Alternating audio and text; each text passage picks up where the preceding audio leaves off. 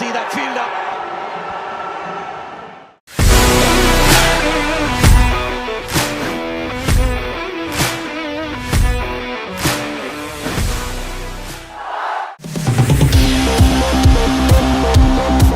দুবাইয়ে রবিবার ভারত পাকিস্তানের চ্যাম্পিয়ন্স ট্রফির মেগা ম্যাচে নায়কের আসনে বসতে পারেন ভারতীয় স্পিনাররা।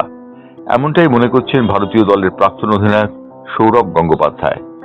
সৌরভ গঙ্গোপাধ্যায় শুক্রবার একটি সাক্ষাৎকারে জানিয়েছেন যে এই মেগা ম্যাচে স্পিনারদের হিরো হয়ে ওঠার সম্ভাবনা খুব বেশি।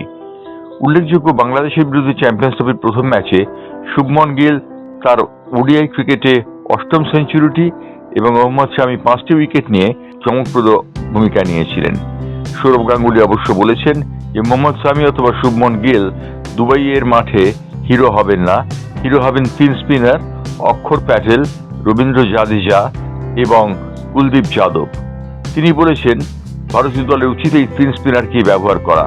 গৌতম গম্ভীর অবশ্য ইতিমধ্যে জানিয়েছেন রবীন্দ্র জাদেজাকে তিনি খেলাবেন কিনা সে বিষয়ে নিশ্চিত নন। অবশ্য সৌরভ গঙ্গোপাধ্যায় পরিষ্কার বলেছেন যে স্পিনাররাই হবেন দুবাই ইন্টারন্যাশনাল ক্রিকেট মাঠের চাবিকাঠি, কারণ ভারতীয় দলের সাফল্য নির্ভর করবে স্পিনারদের সাফল্যের ওপর। এবং দুবাইয়ের ইন্টারন্যাশনাল ক্রিকেট স্টেডিয়াম পিচ যে স্পিন সহায়ক সে বিষয়ে বলেছেন সৌরভ গঙ্গোপাধ্যায়। সৌরভ গঙ্গোপাধ্যায় পরিষ্কার জানিয়ে দিয়েছেন যে রবিবারের ম্যাচে পাকিস্তানের বিরুদ্ধে ভারতীয় 3 স্পিনার অক্ষর প্যাটেল, রবীন্দ্র জাদেজা এবং কুলদীপ যাদব ভেলকি দেখাতে পারেন। মোহাম্মদ শামি অথবা শুভমন গিল সেই ভেলকি দেখাতে পারবেন না বলে তিনি মনে করছেন। বাংলাদেশের বিরুদ্ধে সহজ উইকেটে ভারতীয়রা যেভাবে 6 উইকেটে জয় পেয়েছে সেই জয় হয়তো পাকিস্তানের বিরুদ্ধে সম্ভব হবে না, তবে ভারতীয় দলের শক্তি এবং সামর্থ্য সম্পর্কে সৌরভ আশাবাদী।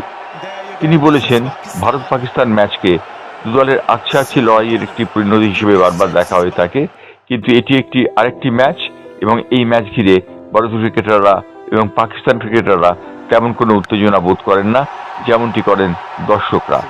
এই উপমহাদেশে ভারত পাকিস্তানের ম্যাচ নিঃসন্দেহে একটি উল্লেখযোগ্য ঘটনা, বিশ্ব ক্রিকেটেও একটি উল্লেখযোগ্য ঘটনা। যতবার ভারত এবং পাকিস্তানের ম্যাচ হয়েছে ততবারই দুদেশের সমর্থকরা উত্তেজনার আগুনে ফুটেছেন। এবারও তার ব্যতিক্রম হবে না বলেই মনে করছেন মহারাজ, এবং দুবাই ইন্টারন্যাশনাল ক্রিকেট স্টেডিয়ামে চূড়ান্ত নাটক হবে রবিবার দিন, সেই কথা জানিয়ে রেখেছেন সৌরভ গঙ্গোপাধ্যায়। ব্যুরো রিপোর্ট, বাংলার পালস টিভি।